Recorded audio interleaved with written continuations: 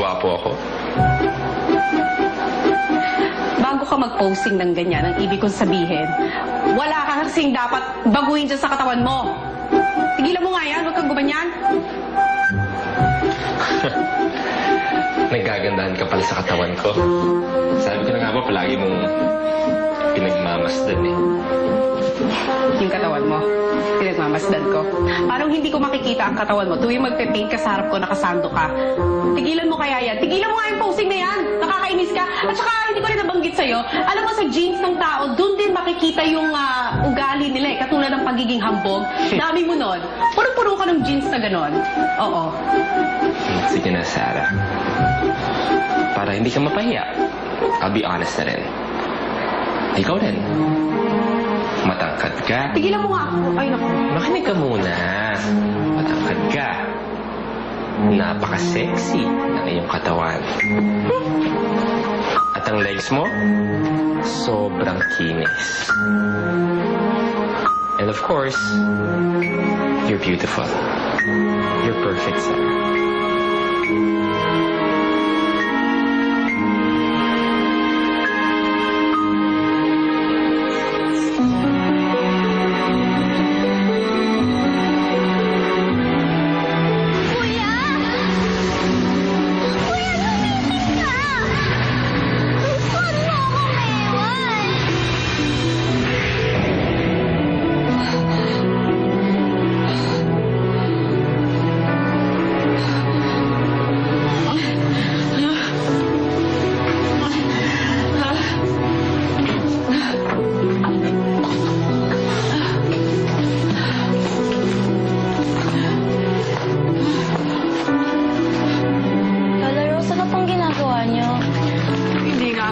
Magkamali.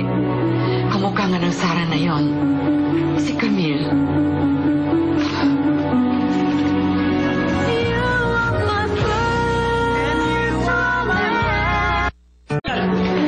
Sige, ako na lang. Sarah! Sarah! Sino na ba?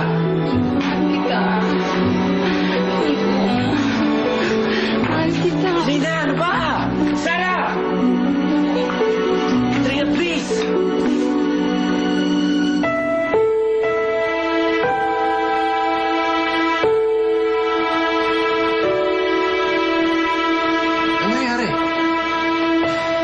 Hindi ko alam.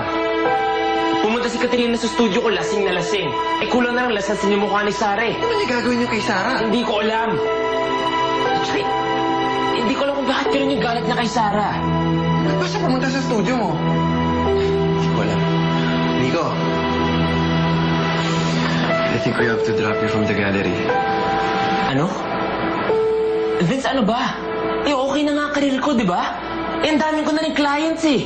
Ang laki pa ng kinikita niyo sa mga paintings ko, tapos to-drop niyo ako? Kahit na. Siguro mas makakabuti sa lahat. Hindi ka na ma-associate sa gallery. Okay, Katrina.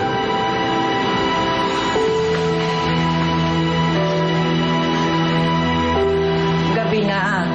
Hindi na tumatanggap ng bisita si Sarah. Gusto ko lang po malaman kung ano nangyari sa tama niya. Nakita ko po yung bote, may dugo po eh. Wala siyang tama. Baka dugo yun ng bali mong kaibigan. Baka siya yung nasugatan. Huwag mo na intindihin si Sarah. Sige na please, kahit sandali lang. Gusto ko lang siya makita. Ayaw ka na niyang makita. Sige na, umalis ka na. Pakisabi na lang, sabi ko sorry. Sorry po sa lahat.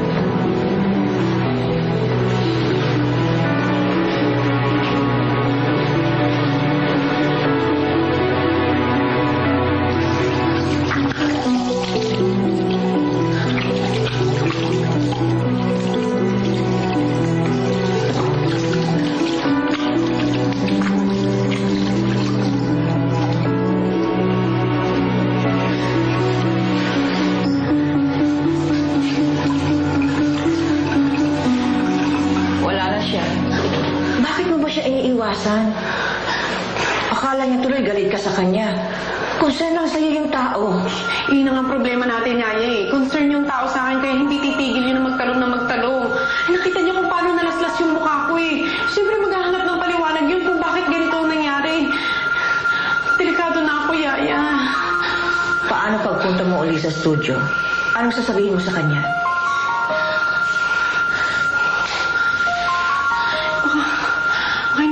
siguro ako pumunta doon. Kasi wala na nakilala ko yung mga tao yan. Kagulo-gulo na yung buhay ko eh. Hindi pwede madiscover itong lihim ko.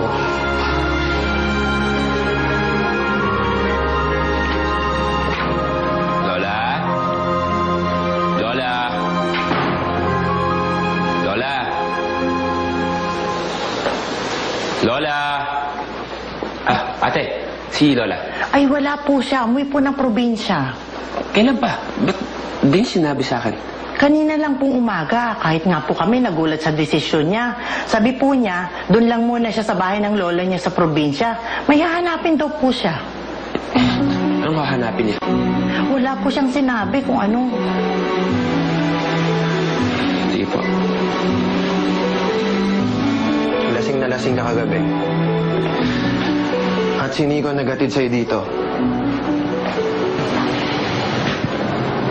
Ano nangyari? Wala. Nag-away tayo. O di naglasing ako. Ba't ka pumunta kay na Nico at pinagtangkaan saktan si Sarah? Pwede ba? Lasing nga ako eh. Hindi ko alam kung anong ginagawa ko. Alam mo, pasalamat ka na lang. Hindi ka dinimanda ni Sarah at tinadid ka pa ni Nico dito. Anyway, simula ngayon, hindi na magdadala ng mga paintings dito si Nico. Binitawan na siya ng gallery. Ano? Bakit mo ginawa yun? At bakit? Dahil ba gusto mo siya nakikita dito araw-araw? Ah, pinagsasabi mo? Katrina, akala mo ba hindi ako nakakalata? Kaya ka pumunta sa pad ni Nico at pinagtangkan saktan si Sarah. Dahil kay Nico. Huwag kang praning, pwede ba? Wala akong nararamdaman para kay Nico. At saka isa pa, marami tayong kliyente ngayon dahil sa kanya. Kumikita yung gallery natin dahil sa mga paintings niya. Alam mo yan, marami tayong pera dahil sa kanya. Katrina, hindi ko kailangan ng maraming pera. Ang kailangan ko, mawala siya dito para malayo siya sa'yo. Dahil aminin mo man o hindi, may nararamdaman ka para sa kanya. Oh. Si Nico na naman. Ayaw nga akong tigilan ito eh. Kausapin mo na nga siya. Sabihin mong diretsong ayaw mo na siyang makita. Hindi ko alam, Yaya. Baka mas lalo pang gumulo ang lahat eh. Sige, mauna na ako, ha? Ingat.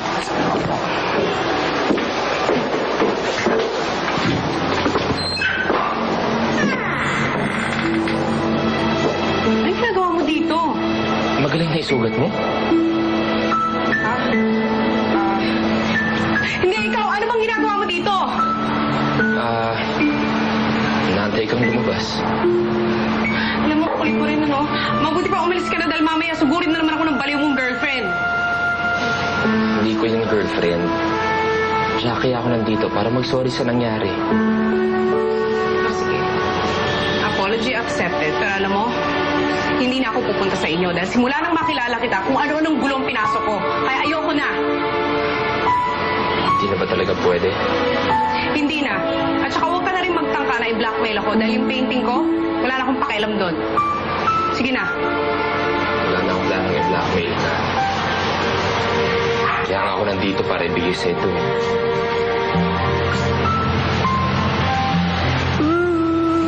Salamat sa tulong mo ah. Tinatapos ko na rin ang obligasyon mo sa akin.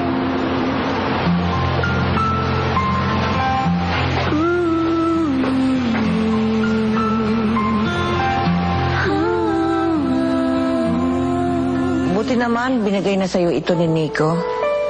Hindi mo na kailangan magpunta sa studio. Kaya nga eh. Tingin niyo kaya, Yaya, ba't niya ginawa yun? Dahil concerned siya, at tingin ko, may nararamdaman siya sa'yo.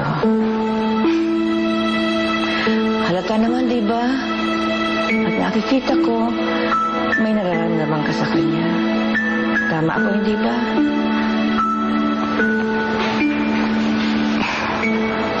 Yaya, hindi na mahalaga kung anong nararamdaman ko. Basta ang alam ko, walang pwedeng mangyari sa amin dalawa. Bakit naman? Kaya alam niyo naman kung bakit, di ba? Oo.